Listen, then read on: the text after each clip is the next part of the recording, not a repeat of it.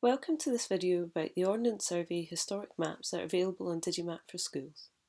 Chris Fleet, the Senior Map Curator at the National Library of Scotland, presents an excellent overview of the 1890s and 1950s maps, features that are on the maps, what they tell us about landscapes of the time, and interesting points about the production of the map series. The maps have been scanned and digitised by the National Library of Scotland as part of their extensive digitisation programme. NLS have kindly made these two mapping series available for the use in Digimap for schools. Chris has a wealth of experience and knowledge about historical mapping and their uses today. He has researched, written and spoken widely on these subjects and on maps of Scotland, and is co-author of Scotland Mapping the Nation and Edinburgh Mapping the City. The Ordnance Survey 1 inch to the mile 1890 series is so useful for us today, particularly because it gives an excellent overview of the landscape of a century ago, so it allows us to really see what was there at that time. But it's important to go beyond that initial statement to look at what features Ordnance Survey included on the map at this time, what they excluded, because that's also very different from mapping that we see today, and the priorities of the time for Ordnance Survey were much more dictated by their original function as a military topographic surveyor rather than the surveyor for civilian purposes and for tourist purposes that the 1 inch to the mile series has become over the course of the last century. So if we look at particular features on the 1 inch to the mile 1890s layer, things like roads and railways do appear as prominent features. They're very good for giving an idea of an overview of routeways and how people got around. The maps are also very useful for picking out settlements, where people lived, the sizes of towns and villages, and how those have changed compared to the present day.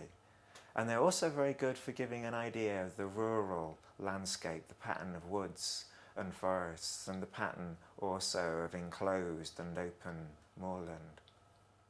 Another interesting thing for comparing the 1890s mapping to modern day mapping is how the maps were printed. And for the 1890s mapping, they were originally engraved on copper plates that had been the predominant way of printing maps from the 16th century onwards. And this creates a black and white result that we see as for the maps themselves, and it's in significant contrast to the way that maps were printed in the 20th century, with an increasing use of colour, using lithographic printing and different pools of different colours to create a composite map. So the 1950s 1 inch to the mile layer was printed originally in 10 colours that give it a much more striking appearance, very similar to modern Land Ranger maps today. So the Ordnance Survey 1 inch to the mile 1950s layer is so useful for us today in giving a complete overview of the British landscape after the Second World War. We're already seeing some major changes in the landscape compared to the 1890s layer. A lot more roads, for example, and many towns have expanded significantly in size, but it's also predating a lot of other changes that we've seen after the 1950s. For example, a major growth of roads and motorways since that time. A lot of new towns, for example, have expanded significantly after that time. So it's a very useful series midway between the 1890s mapping and modern day mapping. And for Ordnance Survey, the 1950s layer, what was called the 1 inch 7th series, was a very special layer for them too. It was the first time that they'd covered the whole of Great Britain in one series at 1 inch to the mile scale. Before this time, they'd covered Scotland separately from England and Wales.